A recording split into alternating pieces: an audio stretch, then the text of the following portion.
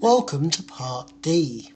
Another on-rail shooter that may be derided today but was much loved back in the day was the games by American Laser. They used the laser discs that had been popular back in the Dragon Lair and Space Ace games, but instead they used real actors. The first game they released was Mad Dog McGree, released in 1990. This was a huge hit, having him play the new good guy in town to rescue the mayor and his daughter who have been kidnapped.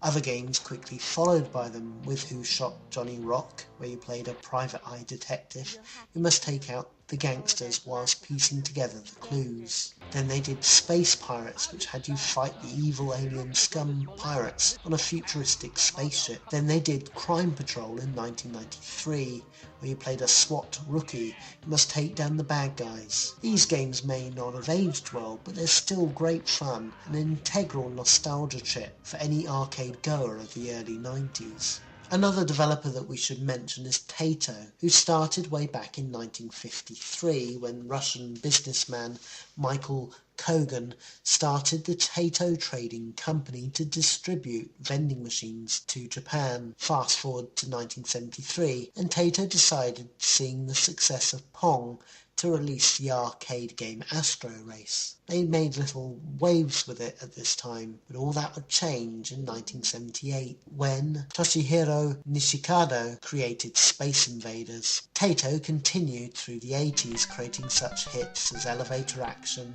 in 1983, Bubble Bobble in 1986, Rastan, Rainbow Islands and Operation Wolf in 1987, and New Zealand Story in 1986. But sadly, through the 90s, Taito had really become less relevant in the arcades, mainly riding on updates of past glories such as Bubble Bobble Symphony and Elevator Action Returns in 1994, and the brilliant update to Space Invaders, Akvander as it's known in Japan, or Space Invaders 95, which was released in 1995. One notable game released in this period, however, was Bust and Move, or Puzzle Bubble, released in 1994, which was a great variant on the Sega classic Columns but going the other way. This game has remained popular to this day, with countless versions being released on almost every system. The final developer we need to mention is Konami. They may have left the versus fighters to the others, but in the early 1990s they were the undisputed kings of the cartoon scrolling brawler, where after the huge success of Teenage Mutant Ninja Turtles and The Simpsons, they continued in the 90s with such classics as Teenage Mutant Ninja Turtles Time, released in 1991, which took the Turtles boys across time and space to rescue Ariel. And of course there was Asterix in 1992, where you got to play Asterix and Obelix from the French comic as you go on a frantic rampage beating up the Romans.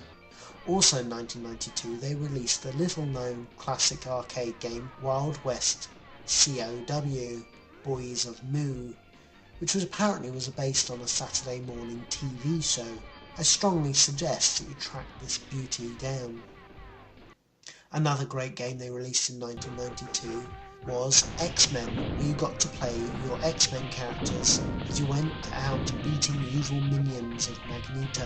This was particularly special on the deluxe cabinet because you could play up to a whopping 6 players at one time for the ultimate X-Men team-up.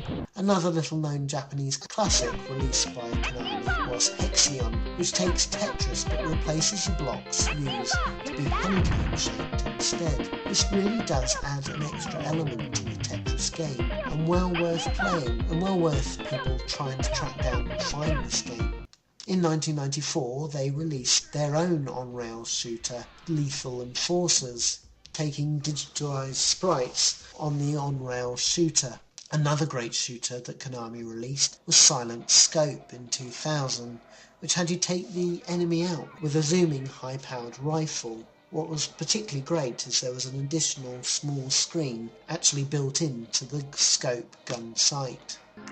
But it was in late 1990, however, that Konami really would start to take a different path, and a revolutionary path in the arcades, making a niche of the casual gamer market that really has only been picked up fully by others very recently, and it's little remembered how integral Konami was to this casual gamer market. For in 1997 they released Beat Mania, where gamers had a turntable and they must mix beats in time to the music.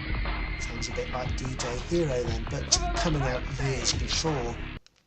Then the following year in 1998 they released dancing arcade smash hit Dance Dance Revolution that involved gamers jumping on pads in time to the music. Then in 1999 they released Guitar Freaks, where gamers had to press buttons on a plastic guitar in time to the music. Sound familiar? Finally in 2000 they released Drum Mania, where the gamer had to hit a drum set in time to the music. Rock Band, anyone? All of this has only been recently discovered over a decade later, with these concepts being huge hits in the form of course, Guitar Hero, Rock Band, for the home market. Well, that wraps up another episode. Of course, there are many other classic arcade developers and games that I would love to have included and talk about, but I really couldn't squeeze any more into this already bumper episode. Anyway, look out for episode 18, where the mighty Nintendo would strike back against the Sega Rebel Alliance with the Super Nintendo. So, until next time, see you later.